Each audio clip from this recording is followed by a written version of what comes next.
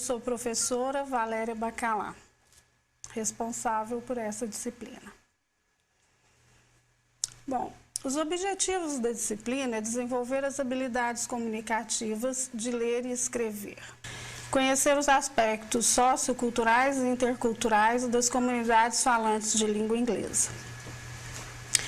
Os objetivos específicos da disciplina é identificar as competências básicas para ler e escrever em língua inglesa, compreender a importância da habilidade de escrita em inglês, explicar os processos envolvidos na leitura e na escrita, identificar estratégias para o desenvolvimento das habilidades escritas, identificar os diferentes gêneros ou modelos textuais em língua inglesa, analisar a importância da comunicação e da interação no processo de escrita para o conhecimento de aspectos socioculturais e interculturais dos falantes da língua inglesa.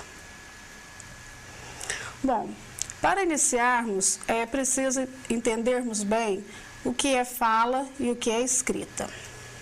Aprender a escrever não é apenas uma extensão natural do aprender a falar uma língua.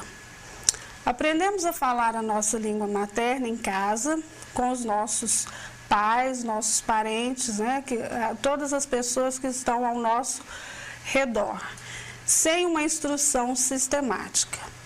Somos ensinados a escrever o nosso idioma na escola. Então, o falar é uma aprendizagem natural. A escrita é uma aprendizagem ensinada e sistematizada pela escola. E muitos adultos encontram dificuldades em processar essa habilidade escrita, mesmo sendo na língua materna. Falar e escrever não são processos idênticos. Quais as diferenças entre o falar e escrever? A fala, ela é universal. Qualquer pessoa que não tenha nenhum problema fisiológico de articulação de fala ou neurológico é capaz de aprender a falar. Então, ela é adquirida nos primeiros anos de vida. A escrita não, ela é aprendida de forma sistematizada e nem todo mundo consegue aprender a ler e a escrever. A fala, ela usa como recurso a voz.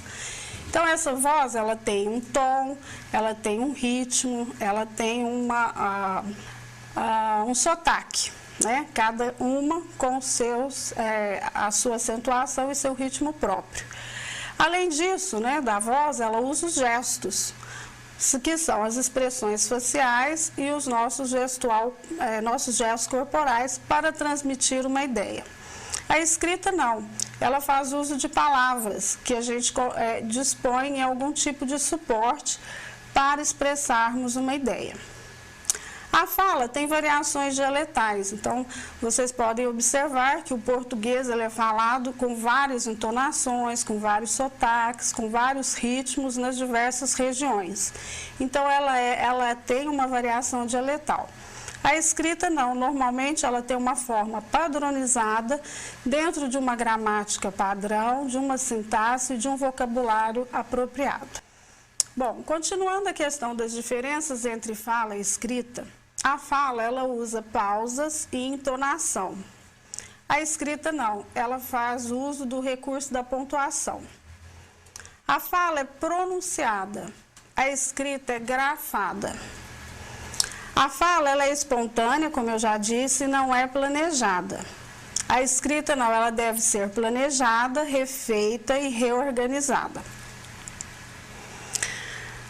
Continuando aí essas diferenças, a fala geralmente ela é informal, ela é repetitiva e coloquial, muitas vezes.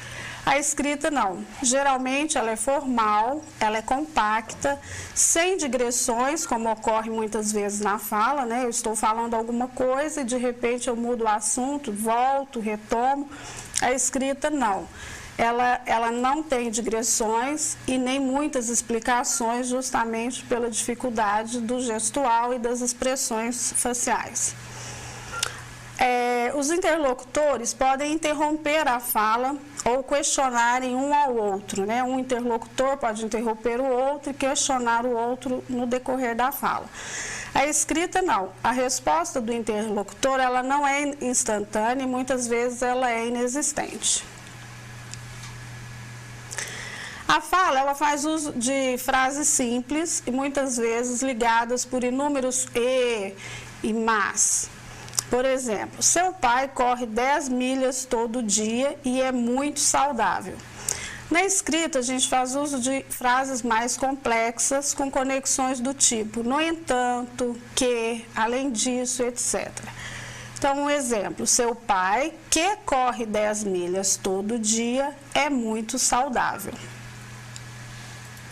Bom, dentro dessa questão de fala e escrita, nós temos algumas concepções do que vem a ser a linguagem, do que é um texto e do que é o papel do escritor. Teorias anteriores diziam que para escrever bem era suficiente realizar exercícios e mais exercícios de regras gramaticais, dentre outros tópicos, aplicando-os primeiramente em frases, depois estendendo essas frases um pouco mais e o conhecimento para produzir textos escritos mais longos, mais extensos. E bastava para isso o leitor e o escritor dominarem bem o código que utilizam. Essas concepções, essas teorias anteriores, partiam do princípio da concepção de linguagem com foco no texto, ou seja, na estrutura de uma língua, no código dessa língua. De um sistema linguístico, uma língua com um sistema linguístico pronto e acabado. O escritor se apropriava desse sistema linguístico por meio de regras e bastava conhecer bem essa língua para se escrever e ser compreendido. Dentro dessas teorias anteriores, a concepção de texto era um produto de uma codificação realizada pelo escritor e decodificada pelo leitor. Então, o escritor codificava a sua mensagem e o leitor a decodificava. Não havia espaço, portanto, para os implícitos. Era o que estava posto e acabado. Outras teorias que vieram após essas concepções de linguagem, texto e escritor, diziam que escrever era uma atividade para o escritor expressar seu pensamento e suas intenções, sem considerar as experiências e o conhecimento do leitor. Então, aí as teorias avançaram um pouco mais. Então, deixou de ser em cima do código, da estrutura da língua e incorporou a questão do pensamento do leitor, das ideias do leitor. A concepção de linguagem, então, focava no autor, no escritor, e na representação do pensamento desse escritor. As concepções de texto também evoluíram um pouco mais. Passou a ser no produto da lógica desse escritor. Então, seria o produto da representação mental do escritor. Bom, por fim, chegou-se a teoria da interação. Então, escrever era uma produção textual cuja realização exige do escritor a ativação de conhecimentos. Então, o escritor ele vai ativar seus conhecimentos ao produzir um texto e vai mobilizar estratégias para que faça isso de forma eficiente. O escritor, ele vai idealizar esse leitor, então ele vai imaginar esse leitor, que tipo de leitor ele pretende atingir, e em seguida escreve o texto, lê o que escreveu e aí revê ou reescreve o que julga necessário. As concepções de linguagem evoluíram então um pouco mais. O foco passou a ser na relação escritor, texto, leitor. A linguagem passa a ser como uma forma de interação social. A concepção de texto, por sua vez, também acompanha essas concepções, evoluíram para um processo comunicativo de construção de sentido entre os interlocutores, no caso, escritor e leitor. E o sentido não era determinado a priori, porque as concepções anteriores diziam que o texto estava pronto e acabado. Na teoria da interação, não. Essa construção de sentido não está determinada a priori, por ser justamente uma construção. Nessa concepção, há lugar para os implícitos, para as entrelinhas, né, dos mais variados tipos e detectáveis a partir do texto, do contexto, né? Então, esses implícitos, como é que eu sei que existem os implícitos? A partir de um contexto onde se dá a interação verbal, né? Esse contexto ele é social e cognitivo, dos participantes que estão envolvidos nessa interação. Bom, aí nós temos um mapa, né, conceitual que explica, né, que coloca assim, de uma forma visual como foram essas concepções de linguagem, a evolução delas, né? Então, vejam aí, foco no texto, que usava o código ou o conjunto de signos, a estrutura da língua. Depois evoluiu para o foco no autor, né, escritor, que representava o seu pensamento. E, em seguida, o foco passou a ser na relação entre autor, texto, leitor, leitor, texto, autor. E essa concepção, a linguagem é o lugar onde se dá essa interação social. E aí, representando graficamente essas concepções de texto, vocês podem encontrá-las no guia. Concepções de texto. Foco no texto, o texto como um produto da codificação de um emissor a ser decodificado pelo leitor, no caso da fala, falante ou ouvinte. Depois, foco no autor e o texto como um produto lógico da representação do pensamento do autor. E, por fim, na relação autor-texto-leitor, em que o texto é um processo de construção de sentidos entre interlocutores. Então, o texto não é pronto e acabado. O texto ele vai ter um sentido num determinado momento da interação verbal entre alguns interlocutores e no momento posterior ele pode ter outro sentido. Bom, a escrita, ela demanda algumas estratégias, né? Então, nós temos algumas estratégias de escrita. A escrita, tanto na língua materna como em qualquer língua estrangeira, ela demanda de quem vai escrever a utilização de algumas estratégias. Então, vocês podem acompanhar aí no guia, na página 24. Quais são essas estratégias? Primeiro, a gente ativa os nossos conhecimentos sobre a situação comunicativa que pretendemos. Então, nós vamos ter um tópico no qual vamos escrever, o qual devemos desenvolver. Vamos ter os interlocutores, muitas vezes já determinados, que a gente já conhece, ou às vezes idealizados. Vamos ter um formato de texto adequado a cada tipo de interação comunicativa. E aí nós devemos selecionar, organizar e desenvolver ideias que vão garantir a continuidade e a progressão desse tema, desse tópico.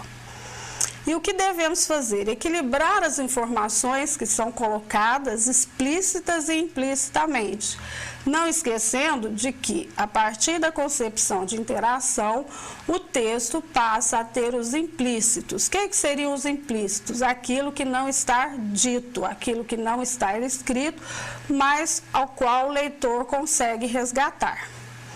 Então, além disso, as informações dadas e informações novas, compartilhando essas informações com o leitor, com o objetivo de nosso texto, né? Com o objetivo desse texto que está sendo escrito. Além disso, outra estratégia, a escrita ela deve sempre ser revisada durante todo o seu processo. E isso a gente faz quando nós somos guiados pelo objetivo desse texto, né? Pelo objetivo dessa produção textual e pelo tipo de interação que eu pretendo com o meu leitor. Então, a escrita, ela nunca é feita assim num primeiro momento. A gente faz e refaz inúmeras vezes. Então, há quem diga que o texto só termina na data em que precisamos entregá-lo. Se não tiver uma data, vamos escrever e reescrever infinitas vezes. O que seria a escrita? Uma atividade de produção textual baseada nos elementos linguísticos do qual dispomos. Os outros povos estavam parando, eu quero voltar. Tá. Desculpem, continua. É só o Cambuí está dando muito problema. Recepção, Desculpem, tivemos um pequeno problema. A escrita. A escrita é uma atividade de produção textual baseada nos elementos linguísticos, na forma como esses elementos se organizam e vai mobilizar um vasto conhecimento, um vasto conjunto de conhecimento do escritor. Além disso, a gente deve pressupor qual o conhecimento que o meu leitor tem a respeito do tópico que eu vou desenvolver, ou que o escritor vai desenvolver. E aí, esse conhecimento, a gente precisa saber se esse conhecimento é compartilhado pelo meu leitor. Se de repente eu escrevo um texto de física nuclear, esse texto não é para qualquer pessoa, ele é um texto voltado para as pessoas que transitam nessa área de conhecimento. Então, é o conhecimento partilhado por ambos, é o conhecimento do escritor e do leitor, no interior desse evento comunicativo. Lembrando que texto é sempre um processo comunicativo, é um evento comunicativo. Bom, para exemplificarmos aí como é que a gente ativa esses conhecimentos, né, que a gente possui, esses conhecimentos prévios, tem uma atividadezinha rápida aí, vou dar 2 minutinhos para vocês realizarem. Vamos ver na prática, então, como esses conhecimentos são ativados e a importância de se conhecer a forma de cada um dos textos que escrevemos ou lemos. Então, nós temos um exemplo aí. There are 9 planets in the solar system. Essa afirmativa aí é uma afirmativa que a maioria das pessoas conhecem, né? Pelo menos os escolarizados. Essa afirmativa, ela é bem descrita em que tipo de texto, né? Em que modelo de texto, em que história. Num poema, num texto não ficcional, numa fábula, numa fantasia ou um drama. 2 minutos para vocês pensarem. Retomando aí a explicação dessa pequena atividade, essa atividade ela tem como objetivo mostrar como nós ativamos os nossos conhecimentos prévios, o nosso conhecimento de mundo, nosso conhecimento sobre as formas de textos que circulam na nossa sociedade. Então, é um exemplo para vocês perceberem isso. Então, vamos ver na prática como esses conhecimentos são ativados e a importância desses conhecimentos para que a gente detecte ou para que a gente identifique a forma do texto que está sendo empregado. Então, eu tenho uma afirmativa aí. There are 9 planets in the solar system. Então, essa afirmativa, vocês vão ativar esses conhecimentos de mundo que vocês têm, e os conhecimentos das formas de texto, e vocês vão imaginar aí, ou responder em qual dessas modalidades de texto essa afirmativa pode ser encontrada. Então, essa afirmativa melhor descreve que tipo de história? Um poema, um texto não ficcional, uma fábula, um texto fantástico ou um drama. Alguns segundinhos aí para vocês pensarem na resposta.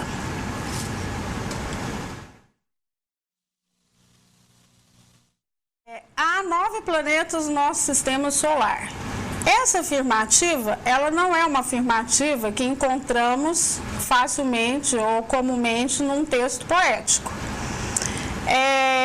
Ela pode ser, né, ela normalmente é encontrada em textos não ficcionais, ou seja, não é uma ficção, não é uma história inventada, não é criada. Também não é comum encontrá-la num texto do tipo fábula, nem um texto fantástico que faz uso de personagens com características humanas, entre outras. Nenhum drama, né? Nenhum romance nós não encontramos. Então, a resposta correta seria um texto não ficcional. Por quê? Porque essa afirmativa fornece informações factuais, informações reais, das quais nós, a maioria conhece, né, sobre os planetas existentes no sistema solar. Então, a resposta correta seria um texto de não ficção. Como que a gente sabe? Ativando os nossos conhecimentos de mundo sobre o que a afirmativa expõe e sobre os formatos de texto que nós conhecemos, que nós utilizamos no nosso cotidiano. Outra afirmativa aí para vocês também pensarem um pouco. Mas flowers pulled themselves up by their roots and crawled under the porch looking for shade. Essa afirmativa, né, essa a oração aí, ela pode ser encontrada num texto poético, um texto de não ficção, numa fábula, um texto fantástico, né, com coisas sobrenaturais, ou num drama, um romance, um conto. Alguns segundinhos aí para pensarem.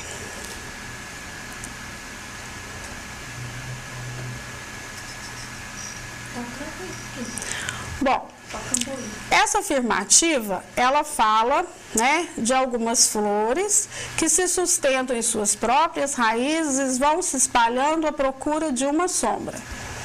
Na verdade, é isso que acontece, né, com as plantas, mas a forma como é colocada nos dá a ideia de que esse texto é um texto fantástico. Por quê? Porque ele atribui, vamos dizer assim, ele contém elementos que não são reais, né?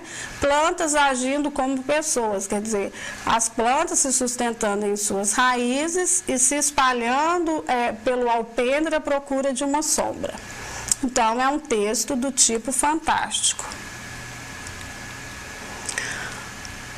Some slide, some glide, some bide their time.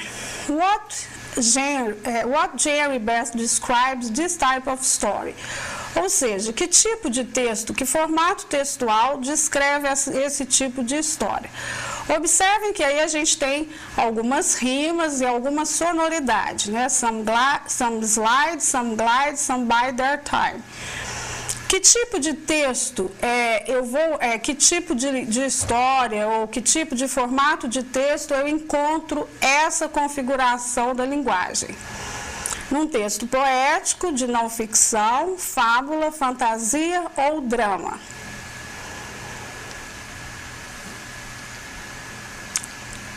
Bom, é um texto poético, como eu já disse, ele apresenta um certo ritmo e apresenta rimas. Então, quando a gente olha para esse texto, a gente já vem logo na nossa mente, né, o nosso conhecimento prévio do que é um poema. E aí a gente já o identifica como sendo um poema. Bom, the moral of the story is, you should be careful what you wish for, because you may get it. Bom, essa é uma outra afirmativa. Então, observe. A moral da história é, você você deve ser cuidadoso no que você deseja, porque isso pode se realizar, né? Pode se tornar real. Bom, essa afirmativa a gente encontra num poema, num texto não ficcional, num texto fantástico. Não, normalmente o texto que sempre traz uma moral, né? Porque aí fala the moral of the story is. Esse tipo de afirmativa a gente encontra sempre no formato de texto fábula, porque são histórias de ficção, são curtas e têm uma intenção de ensinar uma lição. O texto fantástico é aquilo que é surreal. A fábula não. A fábula ela se utiliza no caso de animais, né, para passar uma moral ou uma história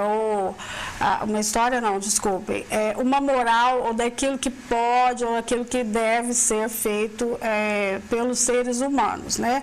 Mas no formato de utilizando-se normalmente de personagens animais.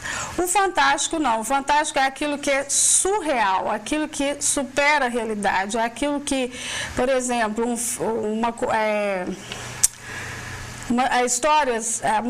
antes, né, as histórias de ficção científica eram consideradas textos fantásticos, porque aquilo, no momento que foram escritas, né,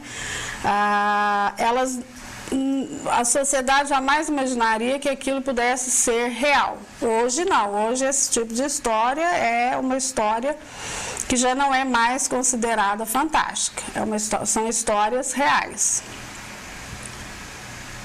Entendeu? Tá, já perguntou. Bom, continuando aí, quando eu select the book that best serves to following purpose. Então, assim, se eu tivesse que escolher um livro para procurar algo sobre a source that will help you learn how to solve problems. Então, se eu tivesse que recorrer a um livro que me desse recursos para solucionar problemas, qual desses dois livros eu buscaria essas informações? Numa enciclopédia ou um livro de piadas. Então, assim, se eu quero aprender como resolver problemas, eu vou procurar esses recursos ou essa solução onde? Numa enciclopédia ou num livro de piadas. Normalmente, eu procuro a solução para esse problema numa enciclopédia. Eu não vou procurar num livro de piadas as instruções para eu resolver determinado problema. Ok? Continuando. A book for finding how to do something. Então, um livro onde eu encontre como fazer alguma coisa, né? Bom, esse livro, né? Onde eu vou encontrar esse livro? Que tipo de livro eu vou encontrar essa afirmativa? Eu vou encontrar isso que está sendo solicitado, alguma coisa que deverá ser feita. Num livro que vai ensinar os 7 passos para se tornar um bom jogador de futebol, ou num livro Mouse Soap, que é uma história de um rato contando várias histórias para não virar sopa. Logicamente, com os nossos conhecimentos prévios e o nosso conhecimento de mundo, a gente procuraria essas instruções de como fazer algo no livro 7 passos para se tornar um jogador de futebol. Sete Lagoas está perguntando se o autor Júlio Verne se encaixaria no texto fantástico. Eu disse que no nosso contexto atual, Júlio Verne não é mais um autor fantástico, né? Ele é um autor, porque tudo que Júlio Verne colocou em suas obras, hoje já quase que se tornaram uma realidade palpável. Mas quando Júlio Verne escreveu esse livro, né, muitos anos atrás, ele era considerado um texto fantástico, porque aquilo fugia da realidade do momento. Ok?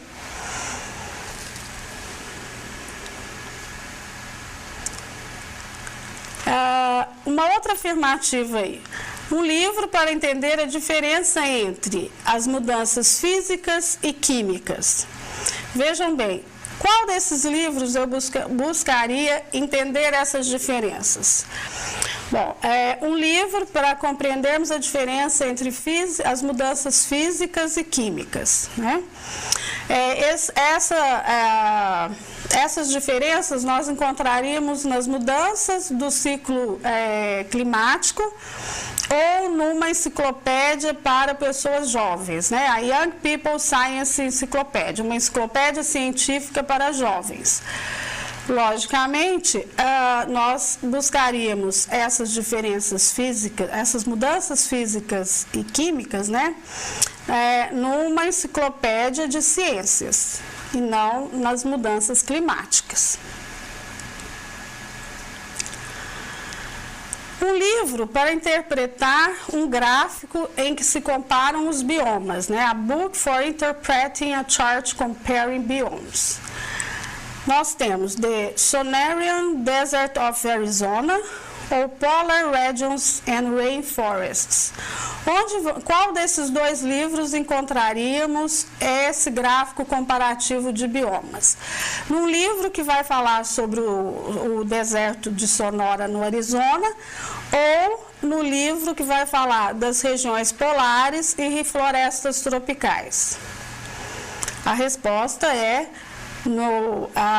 no livro que fala das regiões polares e das florestas tropicais. Bom, retomando aí a nossa explicação, vocês observem que a gente tem vários conhecimentos de mundo que são ativados no momento que a gente faz a leitura e que devem também serem ativados por quem escreve. Bom, esse conhecimento, ele tem vários tipos, né, de conhecimento que a gente utiliza no momento da escrita. Então, durante a atividade de escrita, o escritor, né, vai recorrer aos seus conhecimentos em relação a quê? Em relação à língua, ao seu saber enciclopédico, como eu já falei várias vezes, né, do conhecimento de mundo que ele possui, que o leitor supostamente também possui e compartilha, o conhecimento sobre as práticas interacionais armazenadas em nossa memória. Porque esse tipo de texto que a gente já traz em mente o formato já determinado, ele é adquirido nessas práticas interacionais. Então, eu sei o que é uma fábula porque socialmente a gente interage e aprende o que é uma fábula. Vamos dizer assim, não é uma coisa, vamos dizer, muito que a gente precisa ir para a escola para aprender isso. A gente está no nosso convívio diário, a gente vai aprendendo o que são esses formatos de texto. Por exemplo, um formulário, um boletim de ocorrência, uma ata de reunião, né? São todas formas de textos que a gente vai aprendendo nessas interações, nessas práticas interacionais e comunicativas na nossa sociedade, né, no nosso convívio social. Esses conhecimentos, então, eles são acumulados ao longo de nossa vida. Então, a gente tem aquele conhecimento sistematizado, mas tem aquele conhecimento que a gente aprende socialmente. Esse conhecimento, ele vai revelar aí a relação que nós fazemos entre a linguagem, o mundo em que vivemos, né, o mundo da nossa realidade, a representação da nossa realidade e as práticas sociais que a gente, vamos dizer assim, realiza no nosso cotidiano. Isso aí vocês podem encontrar no guia, na página 26. Continuando aí a questão dos tipos de conhecimento, né, que são ativados durante o processo de escrita, então nós podemos classificar o conhecimento em 3 categorias. Isso é para efeitos didáticos, não é uma coisa imposta e fixa, fechada, não. Para efeitos didáticos, nós temos 3 conhecimentos que são ativados no momento da escrita e, logicamente, quando também fazemos o papel de leitor. É o conhecimento linguístico. Que conhecimento é esse? É o conhecimento da ortografia, né? Das regras ortográficas, o nosso conhecimento da gramática, nosso conhecimento do vocabulário, né? Do léxico de uma língua. Esse conhecimento, eles são adquiridos tanto nas práticas comunicativas sociais, como eu já disse, como na sistematização da escola. Então, eu aprendo o léxico, muitas vezes, no nosso convívio comunicativo com as pessoas, mas também aprendo na escola, assim como a gramática e ortografia, ela é mais sistematizada pela escola. Temos o nosso conhecimento de mundo, que eu venho falando aqui desde o início. Ele é armazenado em nossa memória, ele é personalizado, ou seja, cada um possui o seu tipo de conhecimento armazenado, a partir daquilo que ouvimos falar, daquilo que lemos e daquilo que vivemos, né, que experimentamos no nosso convívio social. Além disso, temos o conhecimento dos textos. Que conhecimento é esse? É aquilo que vocês fizeram nesses pequenos exercícios anteriores, né? São os modelos, são os tipos de textos que a gente conhece e que estão circulando na sociedade, no nosso dia a dia. Então, são modelos que possuímos sobre as práticas comunicativas no formato de um texto escrito. Então, o que seriam esses modelos? Tem uma forma, né? Então, assim, a fábula normalmente são textos curtos, que tem uma lição e os personagens são animais. Então, isso é uma forma. A organização, né? Como que isso é colocado aí, se de uma forma narrativa, se uma forma descritiva, se uma forma argumentativa. Tem o conteúdo, que é aquilo que é colocado, o estilo, né? Uma função, por exemplo, o boletim de ocorrência, como eu disse, ele tem uma função. É uma função de narrar um fato ocorrido. Um formulário, de guardar informações a respeito ou de adquirir informações a respeito de alguém ou alguma coisa. Então, é a função desse texto. E um suporte, que pode ser um papel, que pode ser uma parede, que pode ser um quadro, que pode ser um monitor de computador ou mesmo um celular. E aí nós temos os modelos textuais ou gêneros textuais, que é o que está muito na moda hoje em dia, né? Se falar de gêneros textuais, a gente não fala mais de textos, a gente fala de gêneros. Por que gêneros? Porque são formas socialmente determinadas e que estão circulando. Então, uma carta, um e-mail, um SMS, desculpem, são todas modelos de textos ou gêneros textuais circulantes na nossa sociedade. Então, esses modelos, eles são determinados a partir de práticas comunicativas que proporcionam a construção desses modelos. E aí, esses modelos vai nos direcionar para o que são, como se definem esses modelos, em que situações são produzidos. É aquilo que eu disse, um boletim de ocorrência, ele não ocorre em qualquer situação, ele ocorre em algum momento que eu preciso narrar um fato que aconteceu para tomar as providências cabíveis, né? A quem são endereçados? Então, um boletim de ocorrência é endereçado a quem? É endereçado normalmente ao policial, né, ou à polícia ou a um juiz posteriormente. Ele não é endereçado a qualquer pessoa da sociedade. Então, ele tem um endereço. Que tipo de conteúdo esse gênero possui? É aquilo que eu falei, né? Se é um poema, se é uma fábula, se é um texto informativo, né? Se é uma ficção. Em que estilo podem ser produzidos? Então, aí, como que esses textos são produzidos? Se é narrativo, se é descritivo, se é argumentativo, expositivo, né? Se tem uma linguagem formal, se tem uma linguagem informal. Tudo isso é determinado por nossas práticas comunicativas. E aí esses modelos são compostos por sequências, né? Então, quando eu vou escrever um texto, eu tenho uma certa sequência que eu devo usar. Quais são essas sequências? Pode ser uma narração, pode ser uma descrição, pode ser uma exposição ou argumentação e pode ser uma injunção. Então, narrativa é aquilo que eu vou narrar. Um fato, é um boletim de ocorrência, é um gênero narrativo. Descritivo, um memorial descritivo de coisas que eu preciso fazer ou apresentar. Então, ele é descritivo. Então, você vai colocar lá tijolo, no caso de uma construção, cimento, né? Quantos quilos de cimento, quantos tijolos, etc. Então, isso é um memorial, é uma descrição. E aí nós temos o texto expositivo ou argumentativo. Uma dissertação de mestrado, normalmente é expositivo argumentativo. Uma tese de doutorado, né? E o injuntivo seria a bula de remédio, é um texto injuntivo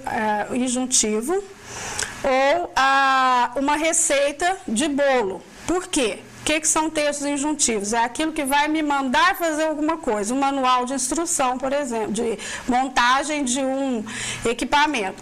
Ele vai me dizer o que eu devo fazer, ele vai me mandar fazer alguma coisa, como uma receita de bolo.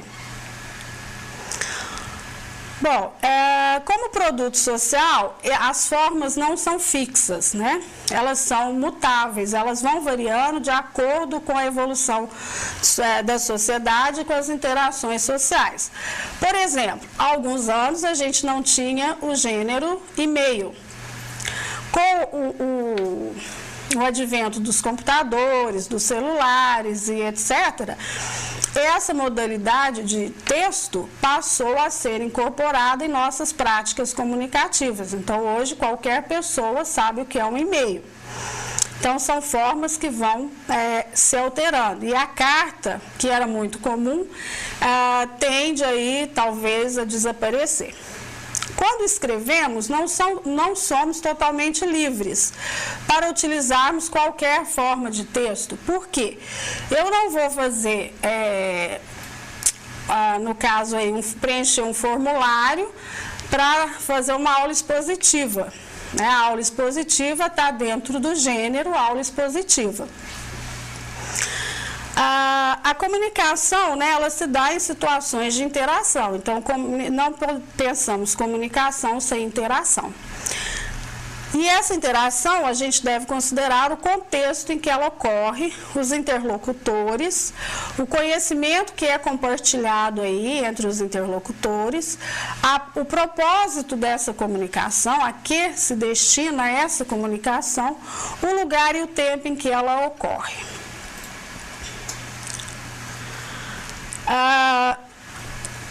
Esse processo, ele exige de quem escreve, né, uma atenção a diversos fatores. Então, o escritor, quando ele vai produzir um texto escrito, ele precisa ficar atento a uma infinidade de fatores para que a sua comunicação seja efetiva e eficiente. Esses fatores são... Então, quando eu vou escrever, eu tenho que ter um tema selecionado. Eu preciso saber sobre o que eu vou escrever. Eu preciso ter um objetivo. Qual é o motivo de eu produzir esse texto? É para informar? É para argumentar? É para persuadir? Né? É para pedir, vamos dizer assim, para mandar alguém executar alguma coisa? Então, esse é o objetivo. Por que escrever? Eu preciso do leitor, que é quem vai receber essa informação, quem vai ler os meus argumentos, né? Quem vai receber os argumentos, quem eu preciso persuadir, quem eu preciso convencer. Eu preciso de um modelo textual adequado, que é isso que nós estamos dizendo aqui, que é o gênero textual que eu preciso escrever. Então, se a minha finalidade, eu vou procurar um emprego e preciso preencher um formulário, né? Então, eu não vou fazer isso da forma como eu faço um boletim de ocorrência, porque ele tem um padrão próprio particular. Eu preciso selecionar e organizar as ideias que devem ser condizentes com o meu objetivo.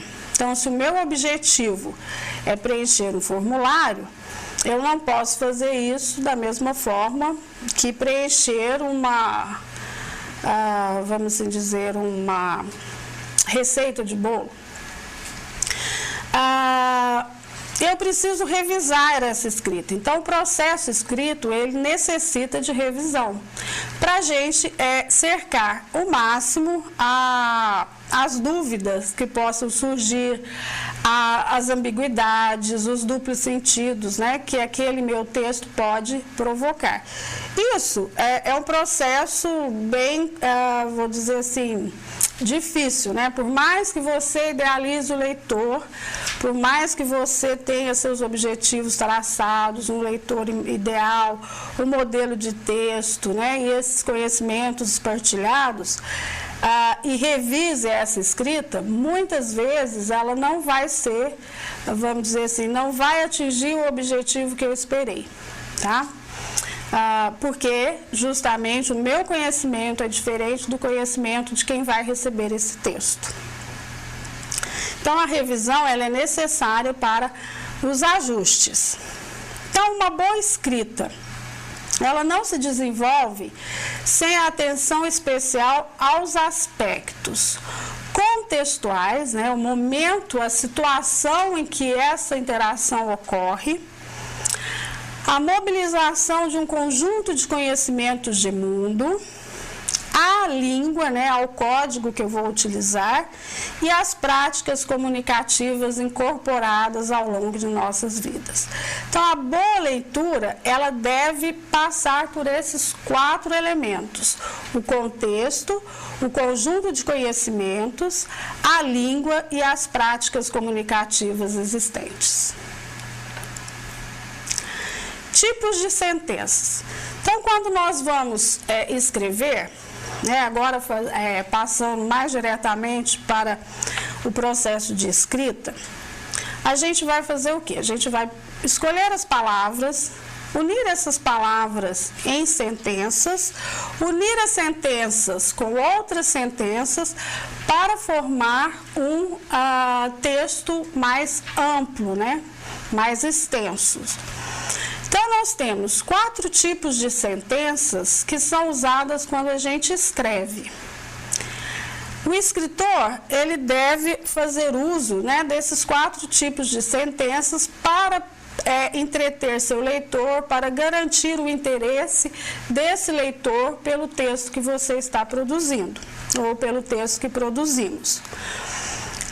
São basicamente 4 tipos. Nós temos as sentenças simples, nós temos as sentenças compostas, as complexas, né? E as compostas e complexas. Para a nossa disciplina, né? Porque a habilidade escrita 1, nós vamos nos ater às 2 primeiras: a formação de sentenças simples e essas sentenças compostas, tá? Bom, a sentença simples, ela consiste em orações independentes. Essas orações, normalmente, né, ela tem um sujeito, tem um verbo e, muitas vezes, o predicado.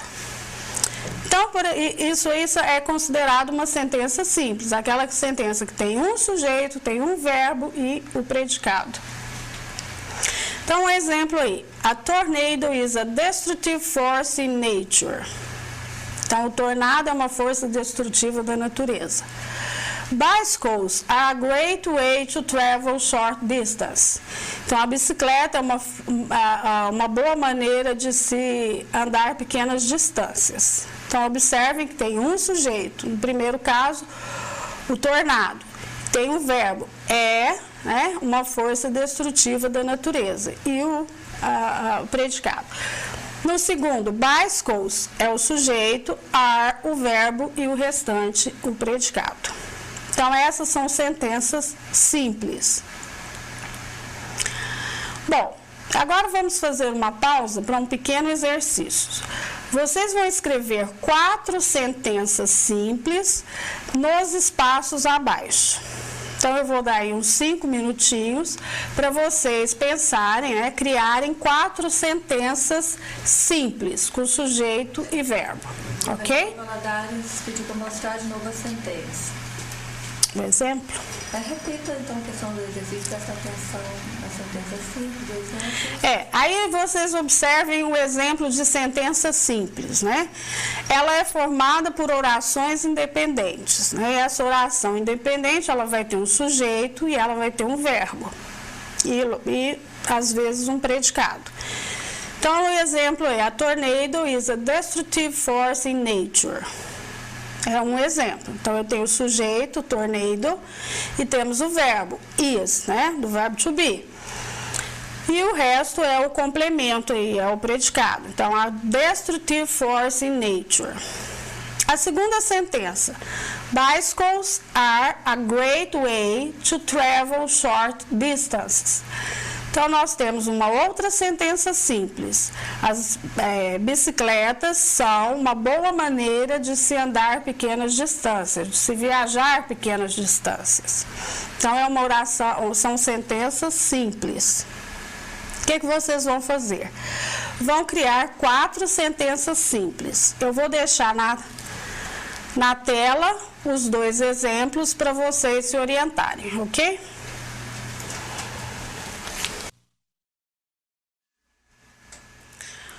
Bom, aí o exercício 1.1, né, que eu pedi para que vocês fizessem 4 exemplos de sentenças simples, né, nos espaços. Então, só como exemplo, né, para vocês se nortearem dentro do que vocês fizeram, o exemplo seria: Penny starts class at 10. Né? Ou seja, uma frase, é uma oração simples, né? Tem sujeito, tem verbo. Um sujeito e um verbo. I eat breakfast at 8 a.m. Eddie plays basketball every Friday. E Greg works in a bank. Então, só para ilustrar e vocês compararem aí com o que vocês fizeram, isso aí é uma sugestão de exemplos. As sentenças compostas, né? As compostas, elas são feitas. Como que eu faço a sentença composta? Eu uno uma oração independente com uma outra oração independente por meio de conjunções coordenadas. Então, eu tenho uma oração independente, uma conjunção coordenativa e outra oração independente. Então, aí nós temos o exemplo. Phil thoroughly enjoys playing chess, but he detests checkers. Observem que eu tenho 2 orações. Então, a primeira, né, Phil thoroughly enjoys playing chess, e temos a segunda, he detests checkers. Então, Phil se diverte, né, se distrai completamente com o xadrez, mas ele detesta damas. Então, as orações aí estão unidas pela conjunção coordenada but. Luxury cars are very expensive. Então, carros luxuosos são caros. Yet, they can be just as unreliable as cheaper cars. Então, nós temos aí, os carros são caros, né, os carros luxuosos, né, mas eles podem também serem não confiáveis, né, como os carros baratos. Então, assim, o carro luxuoso também pode dar defeito. Então, eu tenho 2 orações. Luxury cars are very expensive. Tenho a conjunção coordenativa yet.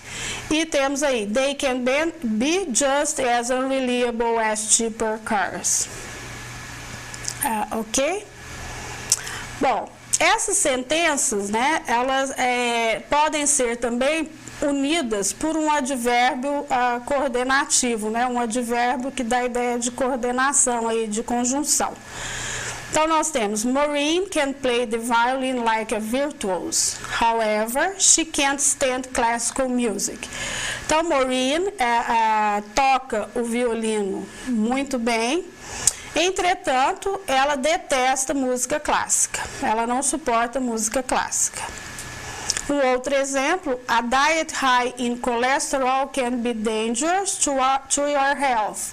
Indeed, it can lead to high blood pressure and arterial sclerosis. Então, uma dieta rica em colesterol pode ser perigosa para a sua saúde. De fato, ela aumenta os níveis, a sua pressão arterial e a arteriosclerose. Bom, duas orações independentes unidas por conjunções ou advérbios conjuntivos. Então, o terceiro modelo, eu posso unir duas orações independentes por meio de um ponto e vírgula. Então, exemplo, my oldest sister is a teacher. My youngest is a lawyer. Então, a minha filha mais velha é professora. A mais jovem, advogada. Então, vejam que eu uni as duas sentenças, bastando acrescentar um ponto e vírgula. Russia was the first country to put a man into space. The United States was second. Então, a Rússia foi o primeiro país a colocar o homem no espaço. Os Estados Unidos foram o segundo. Bom, como exercício aí, eu preparei aí uma atividade. Essa é um pouco mais demorada e o nosso tempo está se esgotando devido a uma questão de ajuste aí de informações. E eu vou passar essa atividade e vou abrir para as perguntas e para as dúvidas. E no próximo momento, eu gravarei uma videoaula, né, dando a continuidade a esse assunto. Tá? E aí a gente vai entrar no parágrafo, tá? Como se compõe um parágrafo e como esses parágrafos são interligados para finalizarmos esta unidade. Então, add another independent clause in the independent clause below using the 7 coordinating conjunctions for, and, nor, but, or, yet e so to form a compound sentence. Be sure to include correct punctuation. Então, vocês vão fazer, complementar as orações independentes que estão dadas com outras orações independentes, ligando uma com a outra por meio das conjunções coordenativas em for, and, nor, but, or, yet, and so. Ok? Continuando aí, né? Vou dar o exemplo, né, de como essa oração poderia ser unida com outra, né? Então, camels can thrive in the desert for support heat. Então, o camelo sobrevive no deserto porque suporta calor. Mr. Jackson can fly an airplane and can participate in air race. Então, ele pode voar de avião e pode participar de corridas aéreas. Mrs. Kang cannot cook nor. Então, a senhora Kang não pode cozinhar nem trabalhar. I enjoy studying mathematics, but... Então, eu adoro estudar matemática, but I hate do homework. Então, mas detesto fazer dever de casa, né? Lição de casa. To lose weight, people can eat properly or... Então, para perder peso, as pessoas comem apropriadamente ou praticam exercícios. Millions of people go to church regularly on Sundays. Yet, então, milhões de pessoas vão à igreja regularmente aos domingos. Mas, they commit sins. Eles cometem pecados. Mr. Wallace was starting to put on a few pounds. A senhora Wallace, o senhor Wallace está iniciando